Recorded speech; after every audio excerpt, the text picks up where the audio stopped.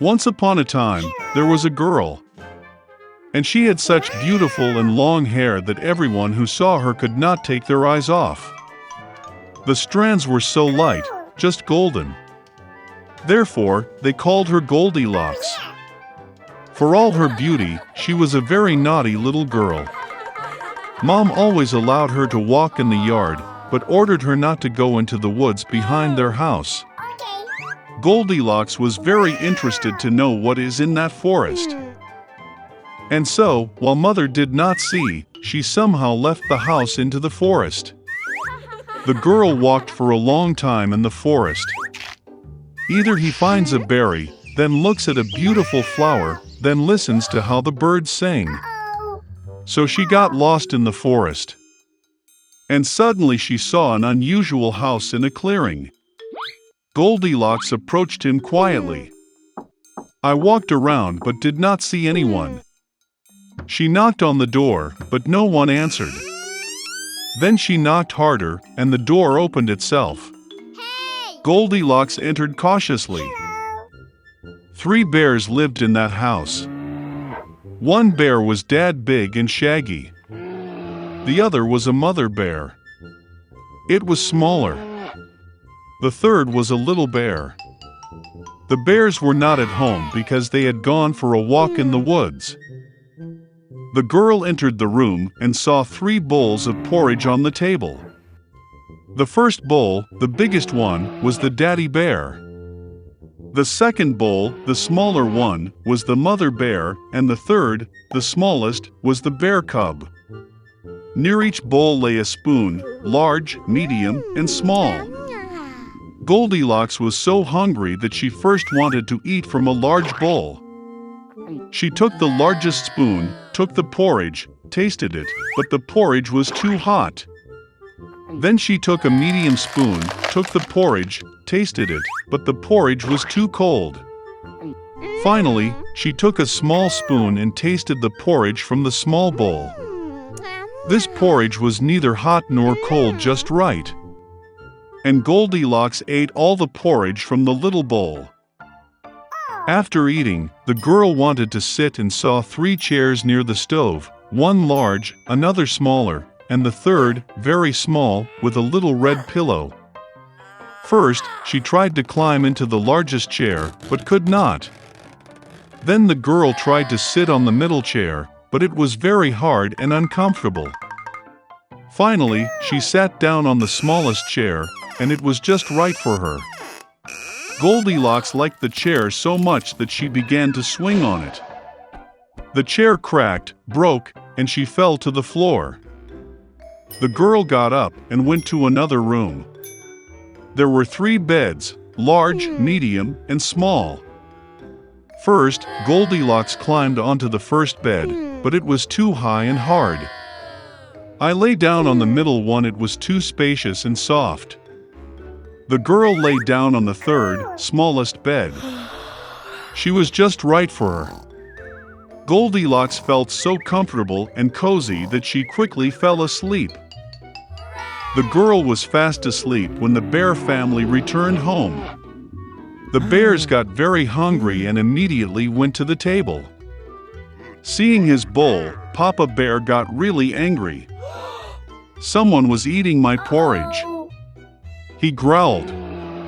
The bear mother also looked into her bowl and growled less loudly. Someone was eating from my bowl too. And the bear cub, seeing his empty bowl, cried loudly. Someone didn't just eat from my bowl, he ate all my porridge. The bears smelled something was wrong, left the table, and began to look around.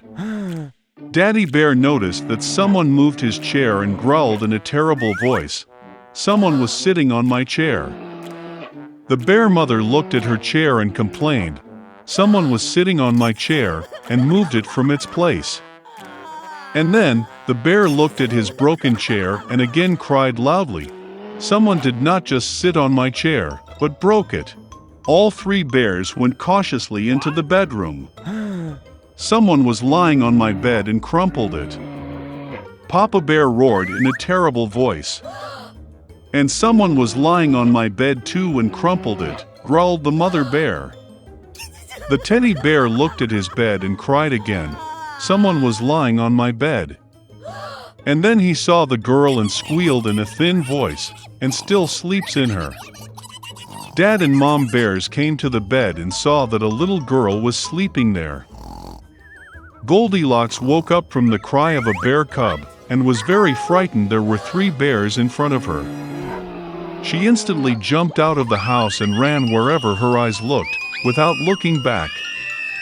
The girl ran for a long time. She was very tired, and then she saw her mother, who was looking for her missing daughter in the forest. Since then, Goldilocks always listened to her mother and did nothing without her permission. She became a very obedient, kind, and good girl. In the deepest part of the sea stood the palace of the Sea King. And he had 6 daughters. They played in the garden all day long.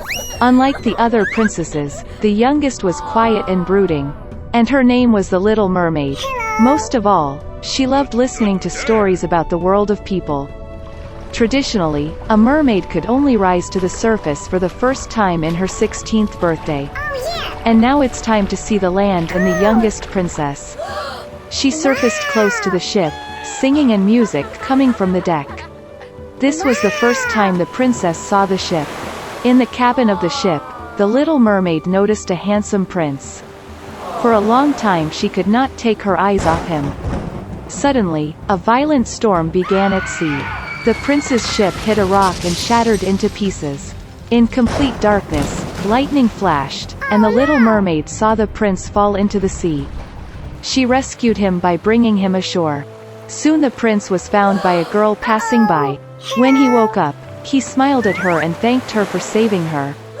The Little Mermaid became sad that the prince did not even know about her existence. She dived into the water and swam away.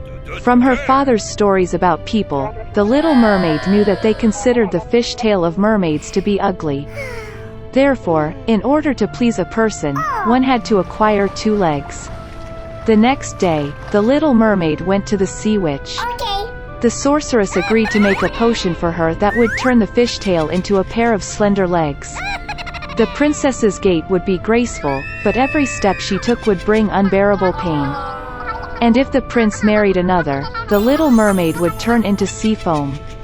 In return, the witch wished to take her wonderful voice from the girl. The princess was ready for anything to be close to the prince, and she agreed. Having sailed to the prince's palace at night, the Little Mermaid drank a magic drink. A sharp pain shot through her and she passed out. Waking up in the afternoon, the girl saw the prince in front of her, and lowering her eyes, found 2 legs instead of a fishtail. The prince tried to find out who she was and how she got here, but the Little Mermaid could not speak. Despite her airy gait and beautiful dancing, she felt terrible pain in her legs. The prince became more and more attached to the Little Mermaid, but still treated her like a cute little child.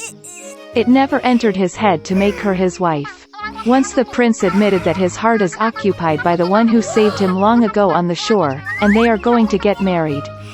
The Little Mermaid was very upset, but could not tell him the truth. When it was time for the wedding, the prince invited the Little Mermaid to go with the newlyweds on a honeymoon trip. A luxurious honeymoon tent is spread out on the deck of the ship. The Little Mermaid had one last evening left to be with the one for whom she left her home, gave her wonderful voice and endured endless torment every day. But he didn't even notice them. When silence fell on the ship, the Little Mermaid sat on the deck and waited for the first rays of the sun. Suddenly, near the ship, she noticed her sisters. They tearfully asked the witch to help save the princess from death. The sorceress gave them a sharp knife, with which the Little Mermaid was to pierce the heart of the prince. A drop of his blood would turn her legs into a tail, and she could return to the sea. The Little Mermaid looked into the tent, and saw there a sleeping couple in love. She did not find the strength to take the prince's life, and threw the dagger into the sea. With grief, the Little Mermaid threw herself into the water. But the kindness of the princess melted the heart of the wicked witch. The sorceress cancelled her spell, and the Little Mermaid again had a fishtail instead of human legs.